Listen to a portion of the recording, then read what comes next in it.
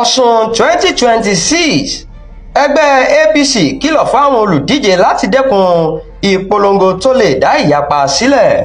Alága ẹgbẹ́ òṣèlú APC nípìnlẹ̀ Ọ̀ṣun Soko Tajudeen Lawal ti kìlọ̀ fáwọn tí wọ́n ń gbèrò láti dupò gómìnà lọ́dún 2026 láti pe àwọn ọmọlẹ́yìn wọn sípàdé tó nírònú.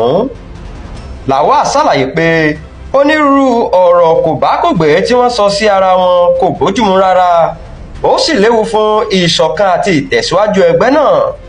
Lásìkò tó ṣèpàdé papọ̀ pẹ̀lú àwọn alága ẹgbẹ́ káàkiri ìjọba ìbílẹ̀ ló ṣàlàyé pé ẹgbẹ́ ti gbé ìlànà kalẹ̀ tí wọn yóò lò nígbà tó bá sì tó àsìkò gbogbo wọn yóò rí i. Ó ní kò sí olóyè ẹgbẹ́ ní wọ́ọ̀dù tàbí níjọba ìbílẹ̀ tó gbọ́dọ̀ sọ ara rẹ̀ di olùpolongo ìbò fún olùdíje kankan lọ́wọ́lọ́wọ́ báyìí.